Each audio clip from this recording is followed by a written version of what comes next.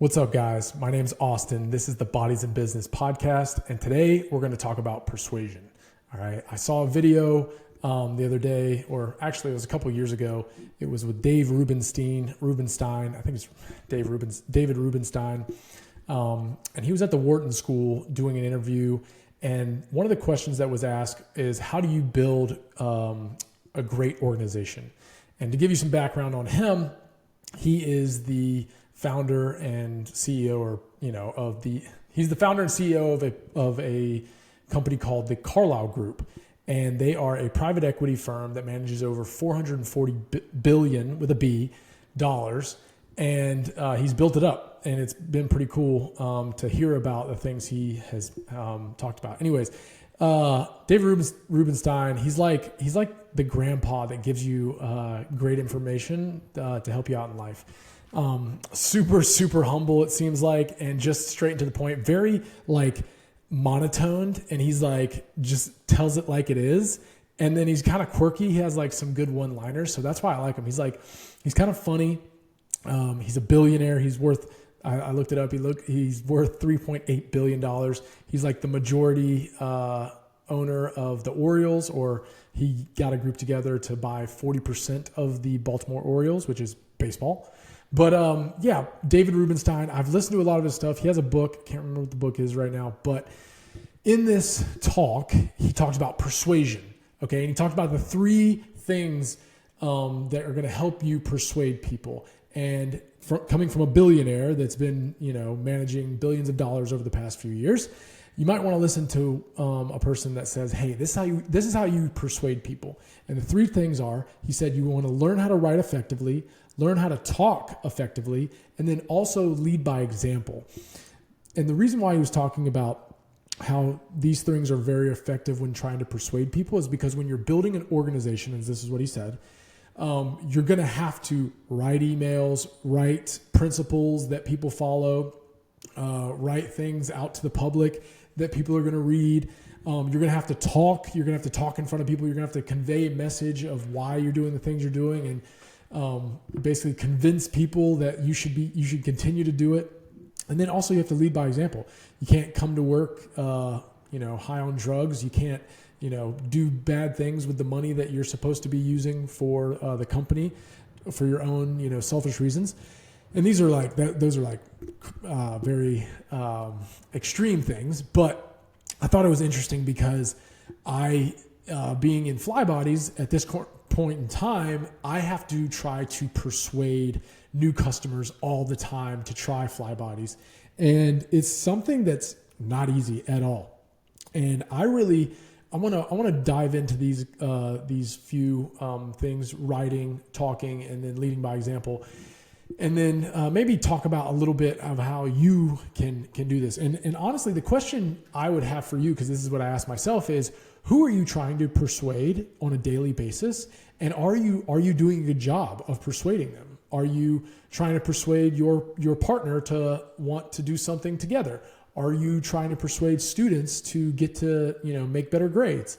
Are you persuading your employees or coworkers to believe that you have the right answer and that people should follow you? And so that's when you take a step back, it's you're constantly, and this is what, David Rubenstein said, you are constantly persuading people with your actions, your words, and writing. And in order to get more proficient at those things, you have to practice. And so that's what I think. And so from the writing standpoint, one thing that really helps me is ChatGPT. And I give it a prompt. Usually if I'm trying to do something, I'll say, hey, I want to write a LinkedIn post about this, and give it some bullet points, and then put it in to ChatGPT, and it gives me a LinkedIn post, and then I can actually curate what I want it to say. Even with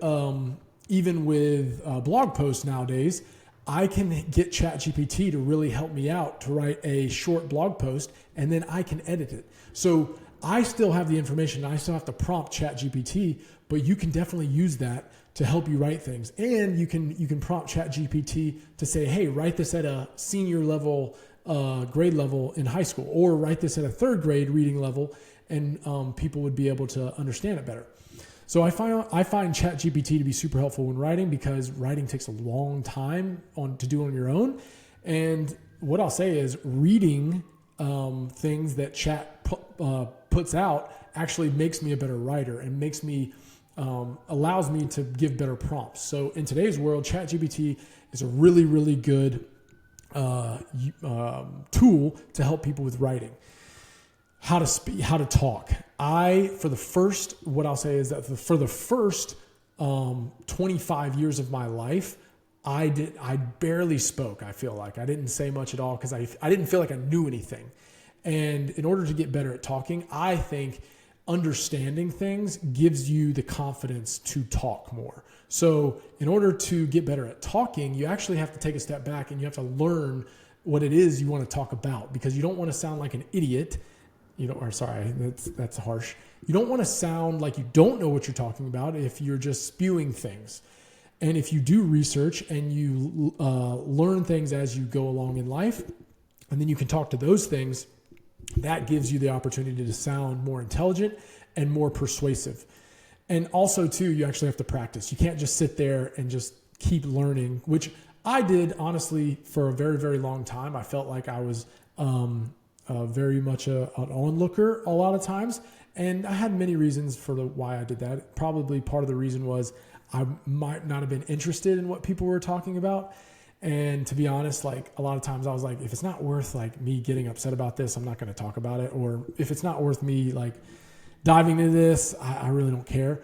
But nowadays I really care about health and wellness. And so I have to be able to convey that message verbally and convince people that they should be doing healthy activities throughout the day and eating healthy things and working out and doing all these things. So I have to be able to convey that message. When it comes to being able to talk one-on-one with people, this is super helpful because language can be like jujitsu. And I tell people that all the time is like language and the way you speak to people and what you're hearing and what you're able to come back with questions and stuff can be very helpful in conversations, in discussions that maybe get heated, in just being able to explain things. So I would say first, something that will help you out in order to talk better about to be able to convey your message is to learn and research and understand what you're trying to say before you say it. And then the last thing, lead by example, is, I really do believe that you have to, when you talk the talk, you got to walk the walk. And if you don't walk the walk, you're kind of just spitting out nonsense.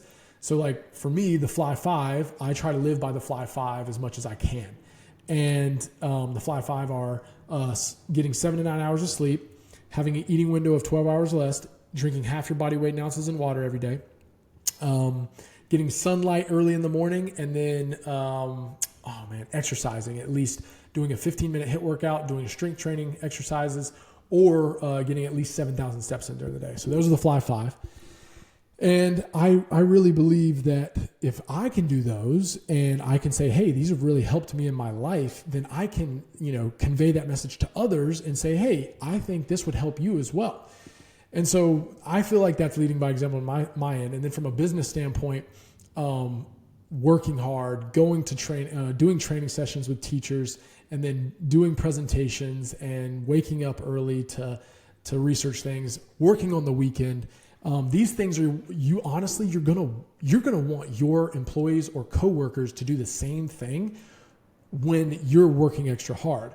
So you can't really ask somebody to do something that you're not willing to do. So you have to be willing to put in that effort and honestly put in those reps so that you can say, hey, I know what it feels like. I know that it's tough. I know, making meals in your kitchen is not as easy as going to a fast food restaurant and driving up to the window and getting food and just putting it in your mouth. Totally get that. But when you do make your own food and it's pretty healthy, you feel better and you save money and these types of things. So leading by example is a big one. So that's honestly like I just wanted to talk about those three things, and persuasion is just very important in life. And if you find yourself not being able to convince people to do the things that you would like them to do, then you maybe need to work on this stuff. And I think evidence is the best persuasive tool to get people to do what you want.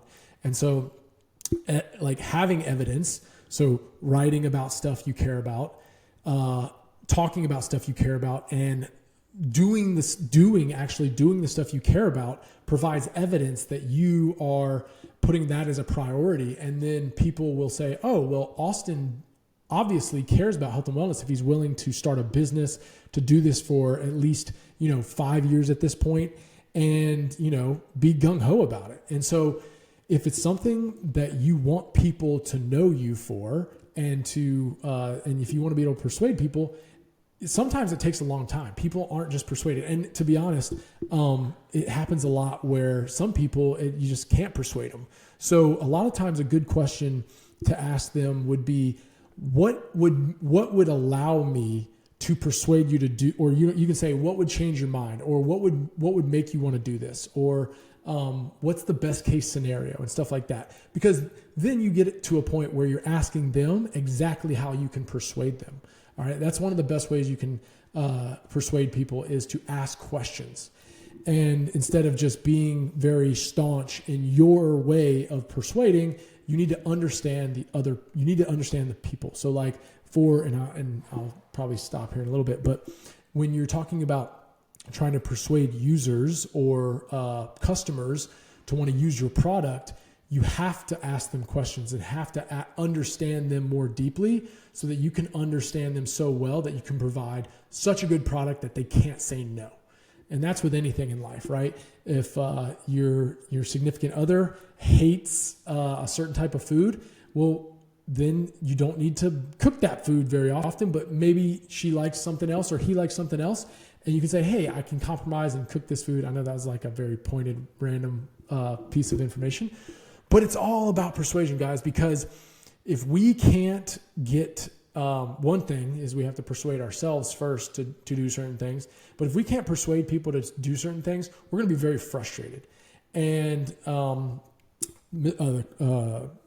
David Rubenstein, I keep saying Rubenstein. David Rubenstein was talking about persuading people because he was saying that persuading people in an organization takes a long time.